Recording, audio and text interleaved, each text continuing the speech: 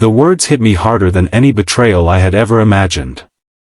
I was only a few feet away when I heard her laugh softly and tell a stranger that she was single. Single. Not confused. Not separated. Not going through a rough patch. Single. For a moment, the noise of the crowded hotel lobby disappeared.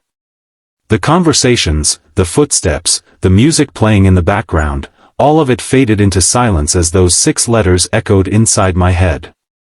The woman who had shared my home for 3 years. The woman whose hand I held every night before we slept. The woman I was planning to propose to in less than 2 weeks. She had just introduced herself as if I didn't exist.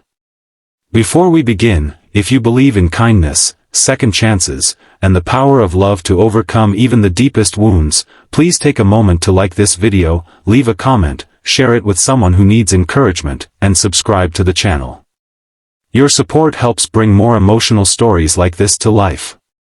I wish I could say I confronted her immediately. I wish I could say I marched over there and demanded an explanation. But I didn't.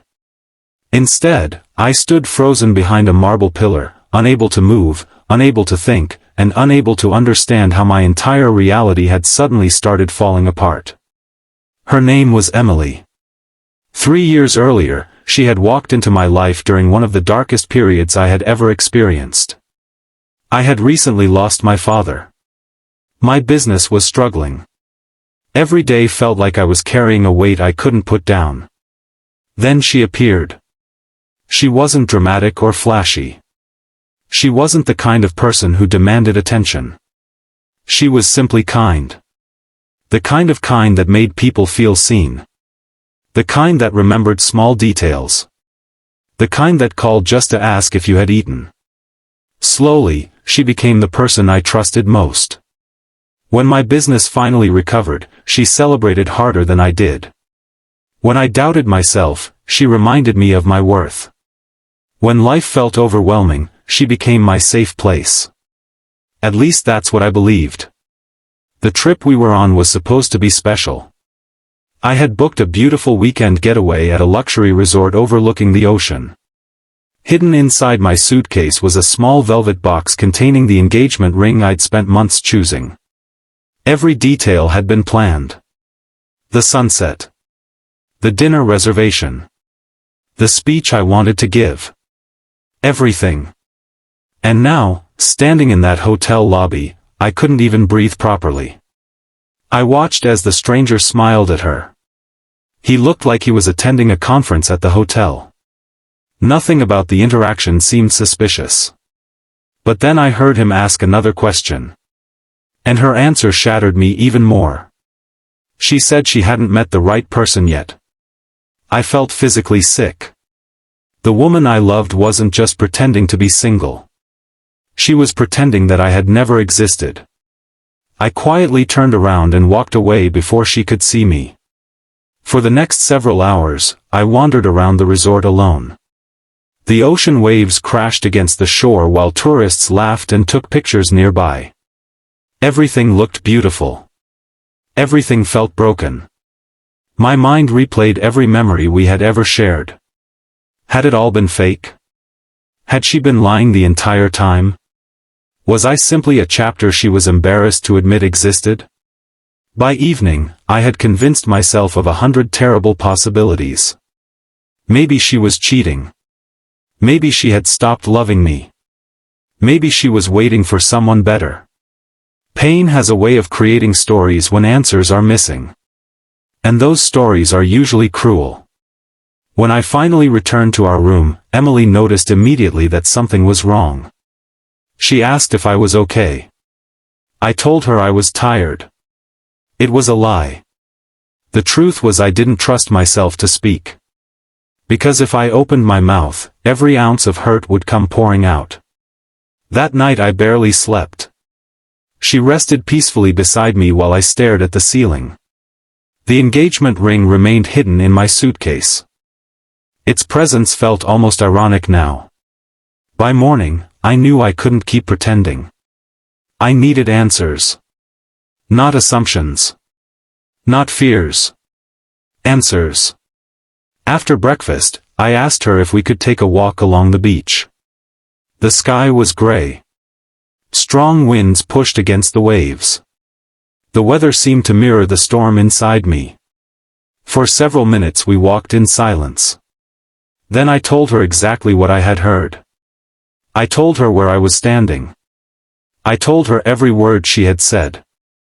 And finally, I asked the question that had been tearing me apart. Why? The moment the question left my mouth, all color drained from her face. She stopped walking. For a second she looked like someone who had just been caught committing a crime. And that terrified me. Because guilty people look exactly like that. Tears immediately filled her eyes. She looked away toward the ocean. Then something unexpected happened. Instead of defending herself, she began crying. Not dramatic tears. Not manipulative tears. The kind of tears that come from carrying pain for far too long. I stood there confused. Angry. Heartbroken. Waiting for an explanation. When she finally spoke, her voice barely rose above the sound of the waves. She told me there was something she had never been able to tell me. Something she had hidden since before we met. Something she was ashamed of. Years earlier, before I entered her life, she had been engaged. Her fiancé had spent years convincing her that she wasn't enough. He controlled her friendships. He controlled her decisions. He constantly threatened to leave. And eventually he did. But not before destroying her confidence. The experience left scars she never fully healed from. Even after meeting me. Even after falling in love. A part of her remained terrified. Terrified that happiness could disappear without warning. Terrified that love could be taken away. Terrified of believing in forever.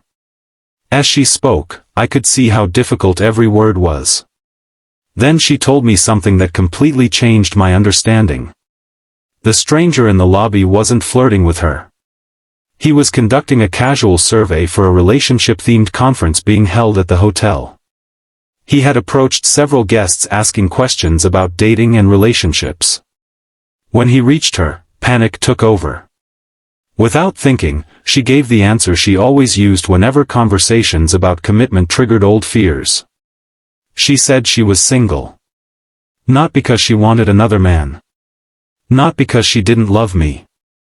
Because somewhere deep inside, she still struggled to believe she deserved a future with someone who truly cared. I wanted to be angry. Part of me still was. But another part of me saw something different. I saw fear. Not betrayal. I saw a wound. Not deception. For the first time, I realized how many battles people fight silently. How many smiles hide insecurities. How many loving hearts are still healing from old pain. That conversation lasted hours. Longer than any serious discussion we'd ever had. We sat together on the beach while the tide slowly rose. For the first time, she told me everything. The nightmares. The anxiety. The fear of abandonment. The reason she sometimes pulled away emotionally whenever things felt too good. She had spent years protecting herself from another heartbreak. Unfortunately, those same defenses were now hurting the relationship she valued most. As difficult as it was to hear, I appreciated her honesty. Because honesty gives people a chance. Secrets don't. Over the following months, things weren't magically fixed. Real healing rarely works that way. Instead, we started rebuilding. Slowly. Patiently. Together. Emily began therapy. I learned how to support her without trying to solve everything. We communicated more openly. We stopped hiding fears from each other. Little by little, trust grew stronger than before. There were setbacks. There were difficult conversations. There were days when old wounds resurfaced. But there was also progress. And progress mattered. Almost 1 year later, we returned to that same beach. The same shoreline. The same ocean. The same place where our relationship nearly fell apart. This time the sky was clear. The waves were calm. And for the first time, neither of us was carrying hidden fears. As the sun began setting across the horizon, I reached into my pocket and pulled out the engagement ring that had remained hidden for nearly 12 months. The very same ring. The one that never got used. The one that had waited for the right moment. Emily's eyes filled with tears before I even spoke. She knew. She understood exactly what this moment meant. It wasn't just a proposal. It was proof. Proof that love can survive hard conversations. Proof that trust can be rebuilt. Proof that healing is possible when two people choose honesty over fear. And as I slipped the ring onto her finger, I realized something important. The most powerful relationships aren't the ones that never face problems. They're the ones that refuse to stop fighting for each other when problems appear. If you're still watching, please leave a comment and tell us where you're watching from and what lesson this story taught you. And if this story touched your heart in any way, please like the video, share it with someone you love, and subscribe to the channel. Your support allows more inspiring stories to reach people who may need hope today. Years later, I still remember standing in that hotel lobby hearing the woman I loved call herself single. At the time, it felt like the end of everything. But sometimes the moment that seems like an ending is actually the beginning of a deeper truth. Sometimes people aren't hiding because they don't love you. Sometimes they're hiding because they're scared. And sometimes the greatest act of love isn't walking away when you're hurt. It's having the courage to seek understanding before making a judgment. That painful afternoon taught me a lesson I will carry forever. Everyone you meet is fighting a battle you cannot see. Be patient. Be compassionate. And whenever possible, choose understanding over assumptions. Because one honest conversation can save something you thought was already lost. And sometimes, the person standing beside you isn't asking for perfection. They're simply hoping you'll stay long enough to help them believe they're worthy of being loved.